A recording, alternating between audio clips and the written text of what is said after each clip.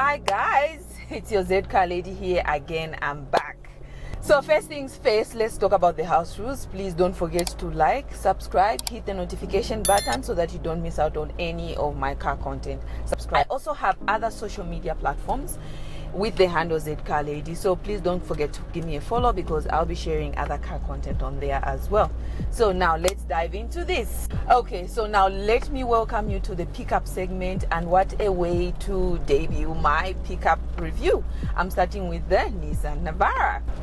Okay, I'm gonna tell you guys a short story about the Nissan Navara. The Nissan Navara is my first love pickup. Why? Purely because it got me my first job into automotive.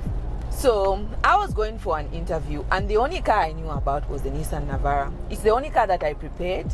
I prepared a lot of notes on it, and when I got into that interview, the interviewer asked me, what's the Nissan product lineup? And I couldn't say anything. I only said I only know about the Navara. They asked me about the Almera. I said I don't know what you're talking about. They asked me about the Nissan Qashqai. I said I don't know. I only know about the Nissan Navara. So the interviewer got interested and said, okay, we're giving you a chance. Please explain about the Nissan Navara. And I aced that interview. 2 days later, I got a phone call. You've got the job. That was nice. Back then, Navara had the D40 engine, which was a very powerful engine. It was also very stable.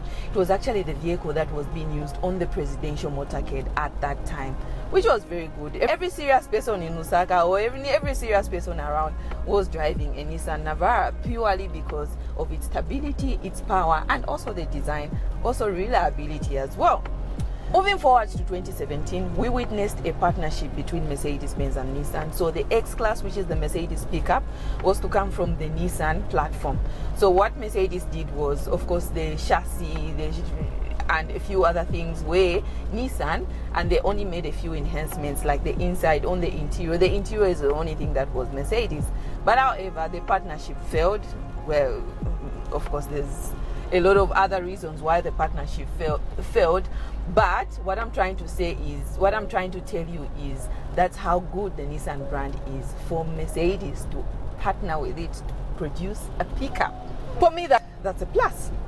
So fast forward to now, we are in 2025. How's the Nissan Navara doing? It beats me to see vehicles like the P series, the new entrants, the Chinese entrants, actually doing better than a well-established brand like this. What has gone wrong? And you know, it's not only in Zambia, but even in places like South Africa, we've witnessed the same. So where is the problem? You guys maybe have answers. Let me know in the comment.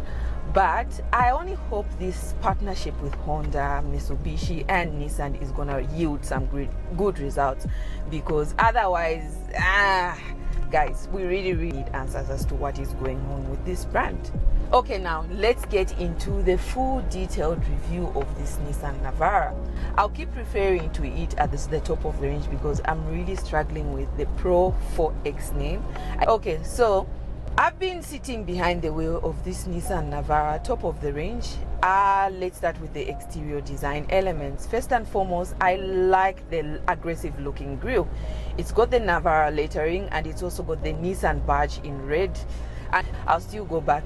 For me, it's the second best looking pickup on the market. But I'm not gonna tell you the best. I'm not gonna give you my opinion on the best looking pickup on the market, but I think the Navara is very good looking. It's very good to look at. Of course, it comes with LED headlights. You also have signature daytime running lights, which are specific to the Nissan Navara, and down there you've got your fog lamps. And overall, very beautiful looking in the front. It's aggressive, very imposing on the road as well. When we move on to the side profile is also very rugged looking. It sits on 17-inch alloy wheels, which are blacked out as well. You've got red calipers there, which also contribute to the vehicle aesthetics on the outside, making the vehicle look sportish. And you've got your wheel arches in black, which protect the vehicle body in case you try to go off-road. I mean, it's an off-road, so most likely you will take this vehicle off-road. You've got your side steps, which are well integrated into the vehicle body, and your indicators on the side. Your side mirrors are also blacked out, and you've got your Pro-4X badging on the side, which is an indication that this vehicle is a 4x4. Okay, so now let's move on to the rear of this Nissan Navara. First of all, you've got your LED tail lights, you also have your 4x4 badging, and you've got your rear sensors, and there's a rear camera. I must mention to you that this vehicle has a 360 degrees camera, so it makes it very difficult for you to be the cause of an accident because you've got an all-round view of the vehicle. And when you open the tailgate, you've got a rubberized load box as well as a tonneau cover and a roll bar that complements very well with this vehicle. You have an 8-inch infotainment system that supports Android Auto and Apple CarPlay as well. And you'll be pleased to know that this vehicle has inbuilt navigation. I haven't seen much of this in most pickups, but this is really nice. It's nice that it has inbuilt navigation. You also have dual climate zone control, so this means that I can have my temperature and my passenger can also have their own temperature. Okay, now let's look at the rear passengers. What is it like to be a rear passenger in the Nissan Navara? First of all, you'll be glad to know that it will comfortably seat 3 adults. First of all, there's decent amount of headroom and legroom as well. Of course, maybe a little bit tight, but well, I mean, you can manage. I can manage to travel in the Navara all the way to Livingstone. I mean, it's okay. When you look at the center, in the middle there, you also have 2 cup holders, so you can add your drinks. There's a lot of space also in the doors for your cup holders. Okay, now let's get into the drive of this Nissan Navara. How's it like driving this Nissan Navara? First of all, I like it. I really like it. Of course, it's stable like what we know the Nissan Navara for. Very stable on-road and also very stable off-road. You'll be glad to know that under the hood is a 2.5 liter diesel engine that is turbocharged and has an intercooler. It produces 140 kilowatts of power and 450 newton meters of torque. So this 2.5 engine is mated to a 7-speed automatic transmission, or if you decide to go for the manual option, 6-speed manual transmission. This vehicle is a push to start, obviously because it's the top of the range, but it has a manual handbrake. For a top of the range, I don't understand. It should have an electric park brake, not manual, guys. With Navara, you need to move away from that. We can't still be dealing with manual handbrake. Hell no. The Navara is built on a ladder frame chassis. These chassis tend to be uncomfortable, and of course they are commonly used on vehicles like trucks and things like that, commercial vehicles in general. But then how do you take a ladder frame chassis and then put it on a passenger vehicle or a pickup truck? You expect that the truck would definitely be very uncomfortable. But so we thank God for new technology. The Navara uses what is called a multi-link suspension system. This system works in conjunction with all the four wheels work independently to give you the maximum comfort and stability you will need, whether you decide to go on-road or you decide to go off-road. Who are the relevant competitors in this segment? First of all, you've got the Toyota Hilux, and this is in no particular order.